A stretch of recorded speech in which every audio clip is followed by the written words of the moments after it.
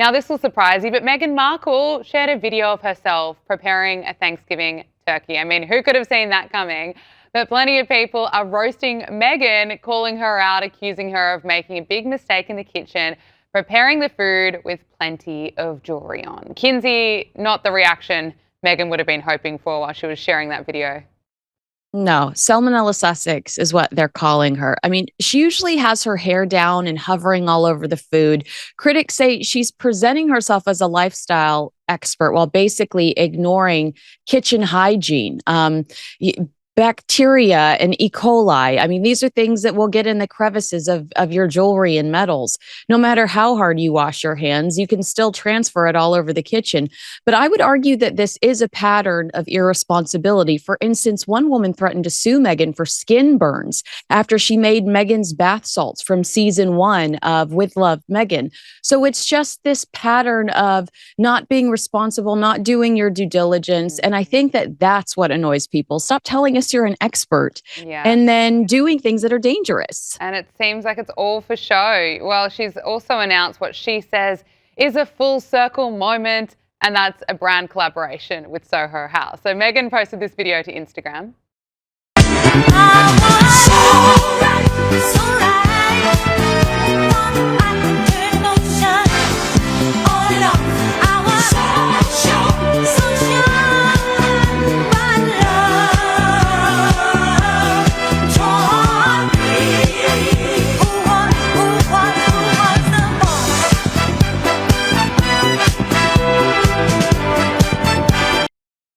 So Kinsey, she's posted this video, and the caption she wrote, "Talk about a full circle moment in my old stomping ground of West Hollywood with a brand, family and friends that have been part of my life for so long, and also part of my love story with H since our very first date was at an SH restaurant. So excited to introduce as ever official with Soho House."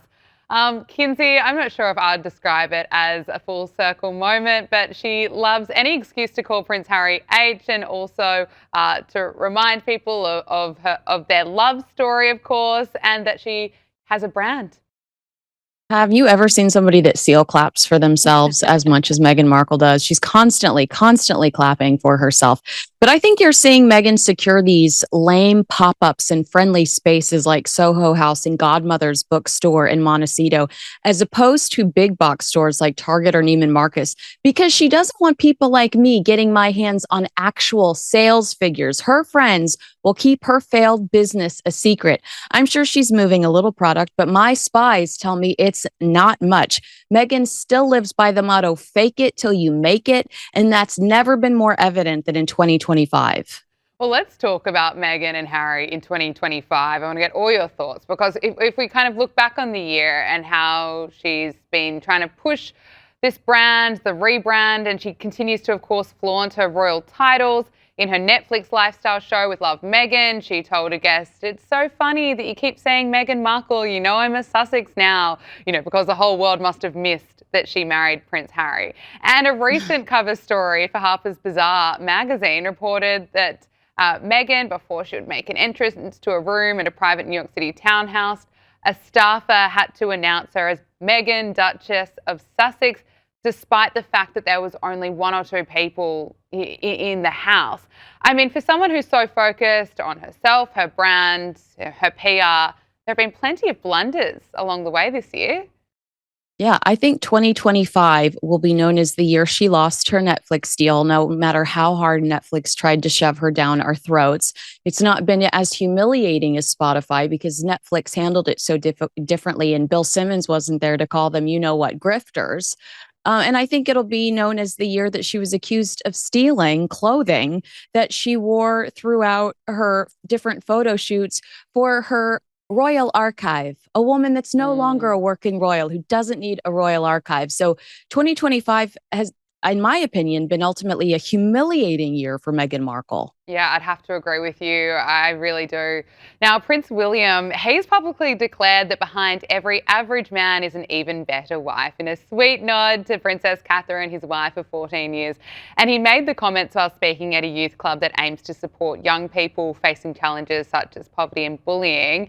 And he spoke about the importance of family, Kinsey, the importance of family time, coming together for meals, and also explaining that children shouldn't be, on their screen so much and disappearing off elsewhere. What more can you tell us about this?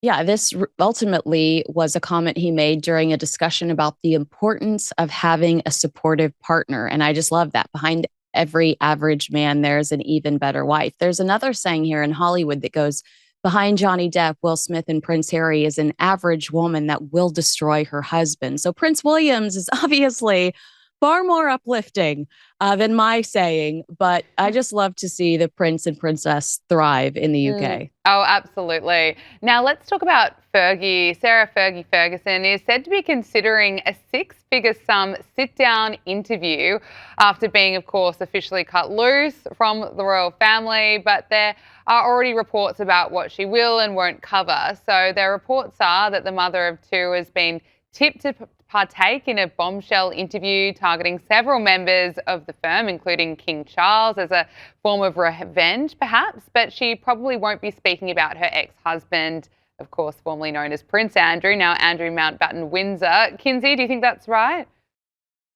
I think that if somebody were to give her a significant amount of money, I don't think she knows much about what happened with Jeffrey Epstein. That's a lot of what happened that would be interesting to the public involved Andrew Mountbatten Windsor behind closed doors, and there's no way he would be honest with her about that.